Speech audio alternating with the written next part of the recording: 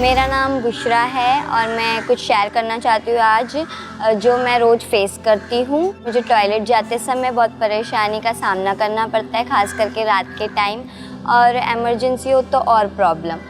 और मुझे मम्मी को लेके जाना पड़ता है साथ में, क्योंकि बाहर है ना लड़कों का ग्रुप खड़ा होता है और ऊपर अंधेरा होता है और कोई रहता भी नहीं है, और कड़ी भी नहीं है दरवाजे की, तो कोई भी घुस सकता है। तो उसमें डर लगता है रात के समय जाने के लिए, और घर से दूर भी है टॉयलेट।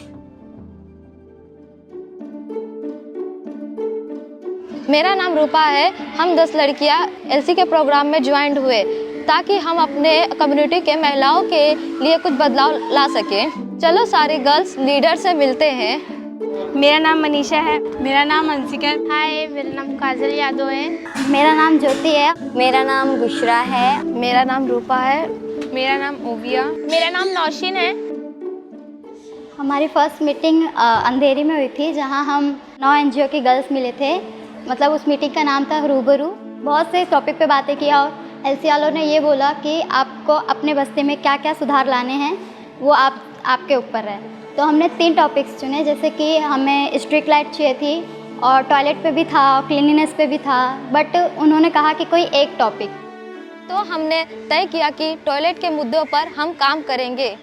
और हमारी सेकेंड मीटिंग बैंड्रा ऑफिस से हुई थी, जहां हम पूरे 10 गर्ल्स आए और हम पूरे साल भर की प्लानिंग किए, क्या किस दिन करना है, कौन सा एग्जीबिशन कब करना है।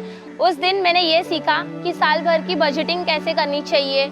लाइफ में फर्स्ट टाइम मैंने ऐसा किया कि इतनी बड़ी प्लानिंग बैठ के कर रही थी।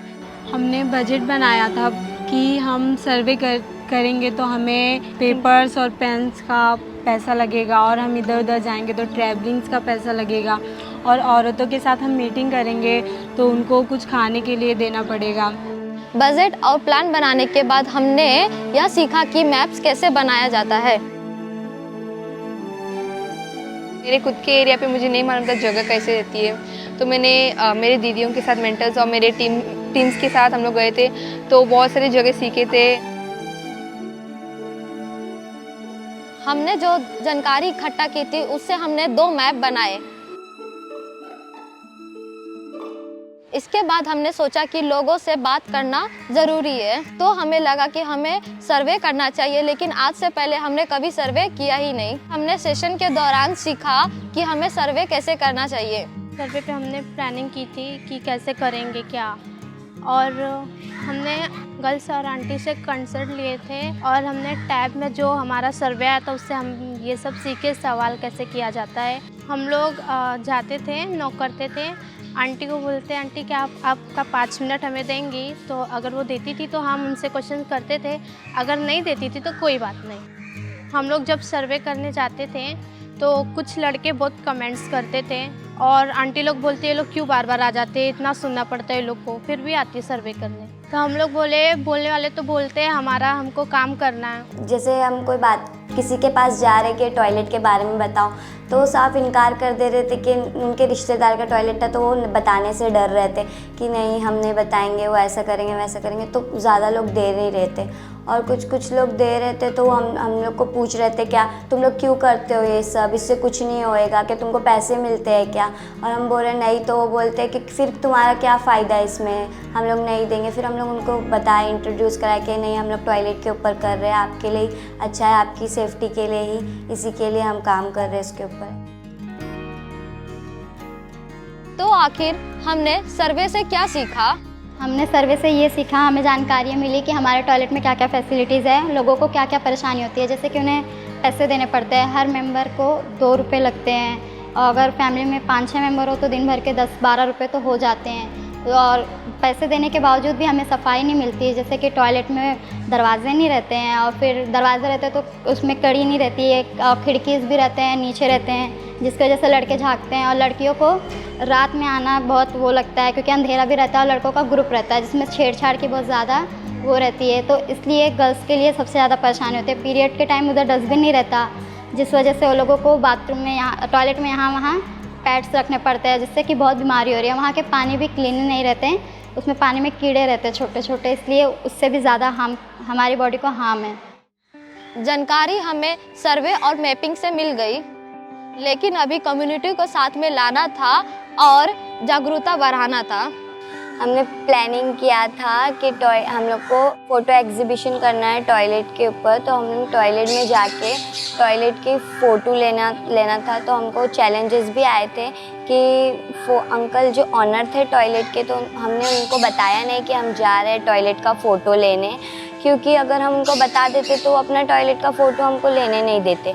तो हम अंदर जाके टॉयलेट का फ़ोटो लिए, मतलब देखे कि कितना गंदा है टॉयलेट, ये कैसे यूज़ होता है, मतलब पानी वानी सबका फ़ोटो लिए।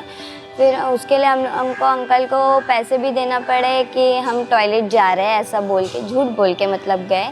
और हमने फ़ोटो एग्ज़िबिशन के लिए वो फ़ोटो लिया। तो फ़ोटो एग्ज़िबिशन के दिन हम लोग ने पेंटिंग्स किए थे, वो हम लोग ने अपने ऑफिस पे लगाए, सजाए, और भी टॉयलेट की जो भी फ़ोटो हम लोग ने लिए थे वो भी लगाए।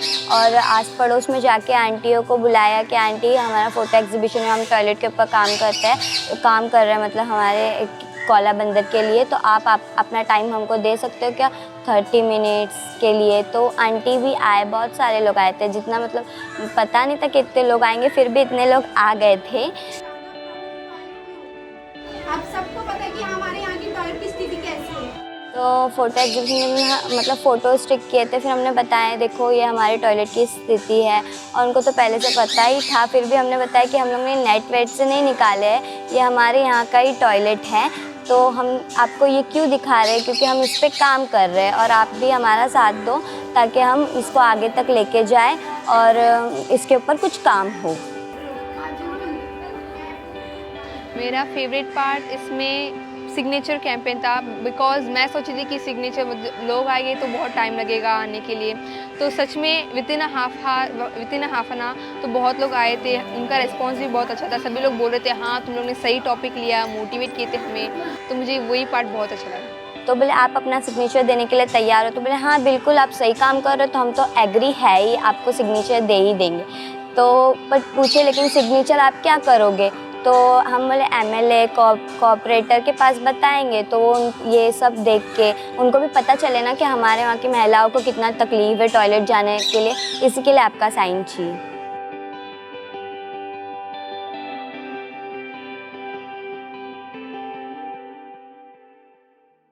हाँ, हमारा मकसद था कि हम बस्तियों में बदलाव लाए, लेकिन बदलाव खुद से शुरू होती है। आओ सुनते हैं हम गर्ल लीडर के लाइफ में क्या बदलाव हुआ है।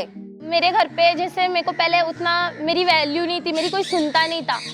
अभी मैं ये सब जब से बोलने लगी हूँ, ये सब पे जब से कदम उठाने लगी हूँ, एक्टिविटी करने लग गई हूँ, जब से मेरी बहुत वैल्यू हो गई, मेरी बहुत सुनते हैं, मेरे सोसाइटी में मेरी इतनी वैल्यू हो गई है। बच्चे तो बच्चे बड़े, उनकी पेरेंट्स भी मुझे दीदी बोलते हैं, मुझे अच्छा प्राउड फीलिंग होता है। पहली बार मेरा टाइम मैनेजमेंट बहुत प्रॉब्लम था, मेरा स्टडीज़ और ये प्रोजेक्ट का लेके, तो मैंने वो चैलेंजेस को ओवरकम किए कि मतलब सुबह के टाइम पढ़ लेती हूँ और शाम के टाइम दीदियों के साथ बाहर जाके मेरा प्रोजेक्ट, हमारा फ़ोटो एग्जीबिशन के लिए पोस्टर सब बनाने में मुझे अच्छा।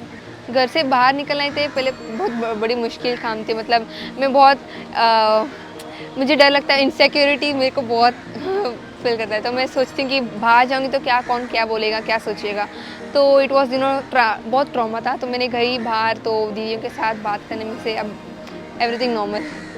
मम्मी पापा पहले मतलब कि मम्मी पापा को लगता है कि लड़की लोग है ना घर में रहती थी। पहले मेरी माँ को लगता था कि कहीं भी उन लोग का जॉब के लिए सब के लिए कहीं भी नहीं जा सकती, पर मेरी मम्मी को अब लगता है कि ना हम लोग को भी हमारी बेटी को कुछ आगे कर सकते हैं, और उन लोग को हम लोग को प्रोत्साहन करने के लिए मम्मी मेरे सपोर्ट करती है।